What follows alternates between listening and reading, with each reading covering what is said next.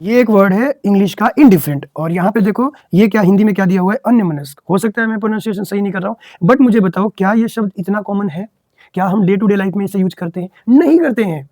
हमने ऐसे वर्ड्स को तो प्रचलन में रखा ही नहीं है, या हमने ऐसे वर्ड्स डेवलप ही नहीं किए जो आम लोग भी यूज कर सकें, इसीलिए हिंदी पीछे हो गई। और जबकि यहाँ पे इंग्लिश में देखो इनडिफरेंट, इनडिफरेंट एक बहुत ही कॉमन वर्ड है और हम सभी यूज करते हैं, और इसके मीनिंग भी हमें पता है, बहुत अच्छे से हम यूज कर पाते हैं। अब ये चैप्टर नंबर 2 वर्स नंबर 52 है। इंग्लिश में देखो क्या लिखा हुआ है, when your intelligence has passed out of the dense forest of delusion, ठीक है, you shall become indifferent to all that has been heard and all that is to be heard. इसका मतलब बिल्कुल समझ में आ रहा है कि जब आपका इंटेलिजेंस जो पास हो जाए, कहां से, ये बहुत घना जो जंगल है डिल्यूजन का, इससे जब बियॉन्ड चला जाए, पास हो जाए, तब आपके लिए आप बिल्कुल इनडिफरेंट हो जाते हो। किन चीजों से? जो सुनी गई है या सुनी जानी जाने वाली है। सिंपल सी मैं बात बताऊं, यहाँ पे रिचुअल्स की बात हो रही है कि अगर आपका चेतना का या इंटेलिजेंस का लेवल ऊपर हो जाता है तो आपके लिए रिचुअल्स मैटर नहीं करते हैं। उसी बात को यहाँ पे एक्सप्लेन किया गया है।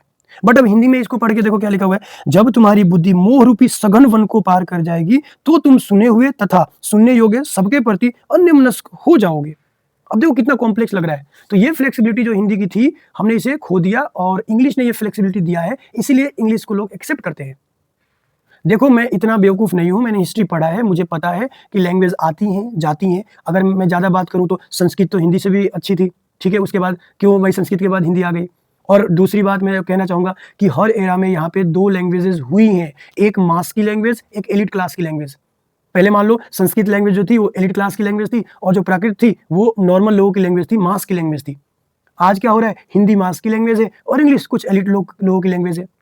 बट हाँ, इंग्लिश भी अब हम जैसे कुछ लोग हैं वो प्रैक्टिस करके सीखते हैं, जैसे-तैसे बोलने की कोशिश करते हैं, इतना तो आ जाता है कि हम समझ लें और दूसरों को समझा लें। तो इसलिए मैं तो यही कहूँगा कि जो भी चेंजेज़ आता है पॉजिटिव के लिए, आपके जीवन में ऐड करे, पॉजिटिविटी को ऐड करे, तो आप उन चेंजेज़ को एक्सेप्ट करो। Thanks for watching.